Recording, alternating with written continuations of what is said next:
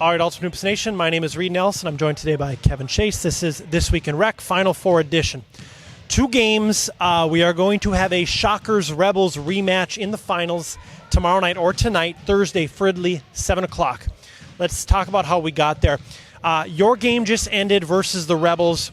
You fall 48-35. This was the Rebels' game plan. It's 48 points wins it. Right. Talk about the game of a touch. Where we lost our game was we weren't hitting our shots like we normally do. In this gym, Emmanuel's got a pretty good three-point percentage, and tonight he didn't have it.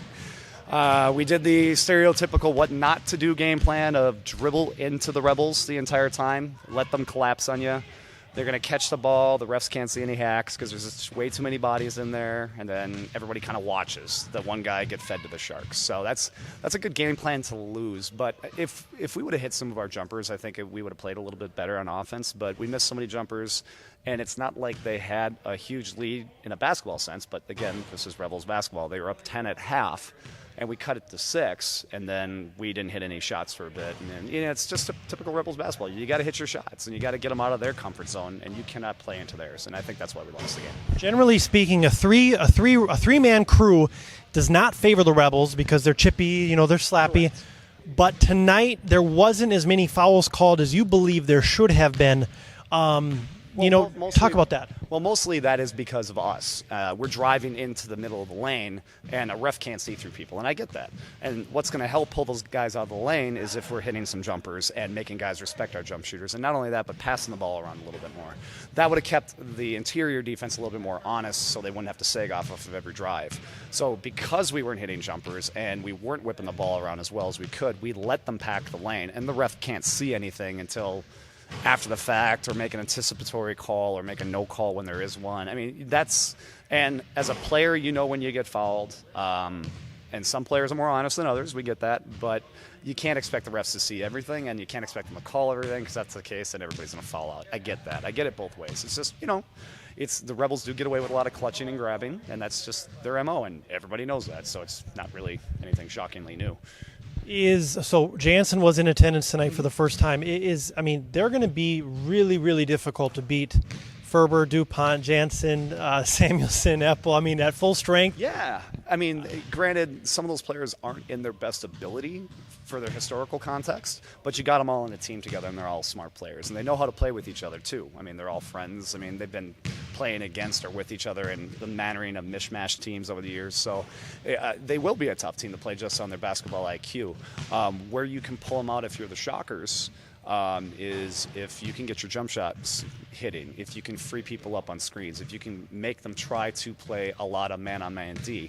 They do got some good man defenders on that team, but I think going depth through the bench, they don't necessarily have that speed and quickness to keep up with a faster running team. So pick your poison of how you want to play offensively, but you got to try to get everybody in that team to run. We know DuPont's running. That guy's probably going home and running on a treadmill for 2 hours before he goes to bed. Well, and I didn't even mention Andrew Kloby as well. So, the team is stacked from top to bottom. Yeah. You mentioned the Shockers. They beat the Blazers 89-78. They had a 20-point lead at one point. That lead shrunk to 6. Yep. So all 5 starters for the Shockers in double figures. Aaron Daniels with 23 points, 12 boards. He had a great game. Zhao Li, 22 points on 8 of 11 shooting. The Shockers were 57% from deep. Devin Hamrick for the Blazers, 23 points on 9 of 17 shooting. They look good for stretches, not great. The Blazers were sloppy. It was a high-scoring game. I think there was almost 100 and some, or a little under 100 points scored right before the half. Your impressions on the game 1 from tonight? From watching that game tonight, you could see which team missed Jake more. The Shockers before, I believe they were a team before Jake, right? Correct? They were, 2 seasons before Jake joined them? Did he join them on their 3rd season? Roughly. Possibly, but yeah. Usually it's the same for right. Ethan and them. Marquardt, I'm assuming this is his last.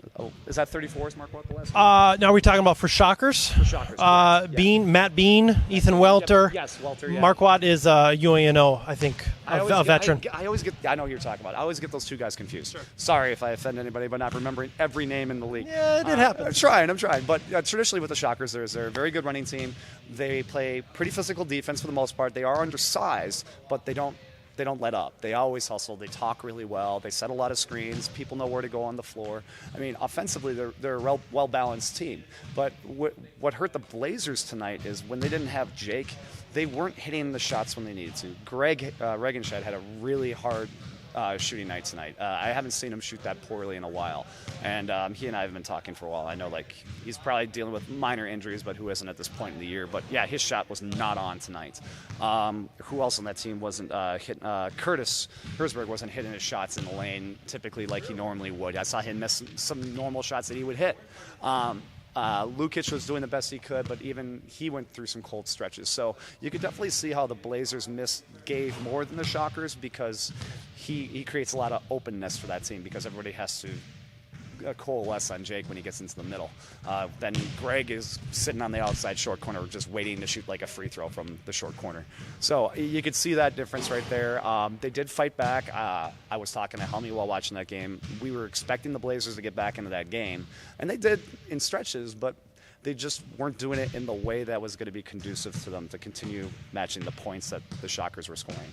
I mean, they were shooting at a high clip. Zhao was doing the normal Legend of Zhao stuff, getting people caught up on his dribble, coming over every screen, getting that quickest shot and wreck off. So it's hard to stop, especially if you got nobody on the offensive end tempering their bunches of scoring they were doing.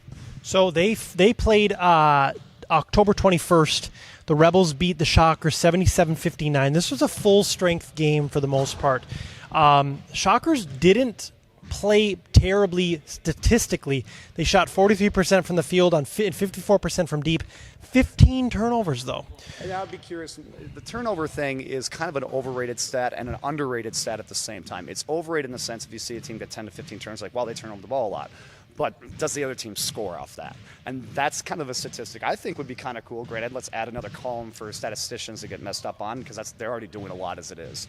But that would be an interesting stat to know is out of those 15 turnovers, how many times do they score off that or how many times do they get to the free throw line off that? And I would assume in a game like that, when you turn over on the Rebels, typically what happens is you're driving into the lane like our game tonight. It's going to get stripped. They're going to leak a guy out real quick, and that's a layup on the other end. So I'm assuming they probably got anywhere from 24 to 30 points off of turnovers off those 15. Who wins and why? And by how much? If the Rebels are going to win, they're going to win by anywhere from 10 to 15. And it's going to be a poor shooting percentage night by the Shockers. And the Rebels aren't necessarily going to shoot a high percentage from the field, but they're going to probably have a pretty decent free throw percentage. Tonight they didn't shoot very well, but it's all relative to who was going to the line for that team. And it will probably show up in the stats that they're not going to put up as many shots because of going to the free throw line. If they're going to lose, you're going to see a possibly higher scoring game than the Rebels are used to for themselves and for the other team. And I see the Shockers winning by 9 if that's the case. But the Shockers got to be working really well on the team. They can't get caught up trying to muscle Colby around. They got to figure out a defensive plan how to manage that. But what they have to do if they get a stop, they got to start running. They got to get him tired. They got to get Ferber swinging at every ball in the air because you can catch him swinging with some pump fakes. You can get him into foul trouble pretty early. And that will force their hand to put him on the bench. And then now they got their bigs out there, but they don't have their athletic big. Whoever is all going to show up for the Rebels too. I mean, I'm assuming they're going to have a full squad like we discussed. Sure. Playoff Final Four and championship game, they're going to bring their whole squad. So it's a toss-up. I'm not sure who's going to win that game yet. With a full-strength Shockers, I think they're going to play better than they did that first game.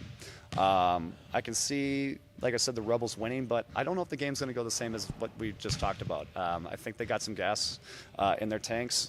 Did the Shockers, you said, had a full squad? Because there was games this year when Zhao wasn't here, but he was here then. Okay. Yes. Was it an early season matchup? October 21st. So that would have been week 3. Yeah, early season. I mean, I really don't pay attention to too much. If I'm going to look at how a team's playing, I'm going to look the 2 weeks before the playoffs and see how their playoffs run looked. Right now, the Shockers look good. It's a coin flip still. I'm kind of leaning Shockers because I'm a little bit bitter about losing to the Rebels. Sure. I mean, who wouldn't be that? But it's hard to go against that many historical players on the Rebels and with how well they play together. It's experience versus non-experience. It's offense versus defense. Yeah, I mean, size versus speed. It's going to be a great game. It will be. Whatever your favorite style of basketball, if it's size or speed, you're going to see which one's going to win, and at least in that game tomorrow. So it'll be fun. Lastly, what are your plans for the premiere of Star Wars? I'm not listening to anybody talk about it because I am going to see it on Saturday at 10:45 in the evening. So if anybody tells me anything that turns out to be true in the movie that I don't want to hear, I'm going to punch you in the nuts as hard as I can, and you have to pay for your doctor bill. But I'm a huge nerd. If you guys ever want to see how nerdy I am, come talk to me on the side, and I'll let you know the laundry list of crap I do of what I find entertaining. But it'll be a blast. I'm excited. I was hoping it was going to be 10:45 a.m., which my buddy told me for when we first bought the tickets, and I'm like, I get to start my day off Saturday seeing Star Wars. I'm going to go try to find another way to see it again, but yeah, it's 10:45. The Yellow Jackets will be selecting who 4th overall Friday night? Is there a player in the league called Omar? Just two Omar. Oh, I was looking at Omar, and I thought it would be kind of cool to draft him. But since we don't have a 3-named guy, that first pick is still up in the air. All right, yeah, you don't have to tell me. I will say, though, I do like my position. I know, I think 4 and 5 is a good spot to be in. So. 4 and 5 is a good spot. Now, one of the things I'm hoping for is 1 through 3. I have some options of what I want to take in that first pick. I'm really hoping 1 through 3 don't take all my options. And I'm not saying I have only 3 options for my first pick. I actually have more than that. Sure. Everybody's got a preferred pick that they think will fall for them. So I do have my idea of what I want my lineup to be. I do have an idea in the first pick, but I'm just actually excited for this whole procedure. I think this is going to be great. Amazing. This is going to be so much fun. I'm excited. Thank you. One more night tonight, 7 o'clock, Fridley. Rebels versus Shockers. Listen, this is going to be a great game. And there's no Vikings game to compete with, so come on down, check it out. Helmy and I were talking about that before. There wasn't much chatter online, and due to my fault, I didn't do any of the playoff write-ups this year. So UH-Rec, my apologies. I know I've gotten some good reviews in the past for my write-ups, so I'll make sure to do it next season. But come on out, guys, and watch this game. It's going to be fun. I know there's players on both teams that people really like and call friends, and I know there's players on both teams that people think they're overrated or they can't stand. Either way, that's a reason to come watch. And the game's only at 7 o'clock. It's not going to ruin your festivities. Perfect time. Exactly. So come on out, watch the game. It should be fun. See you tomorrow night.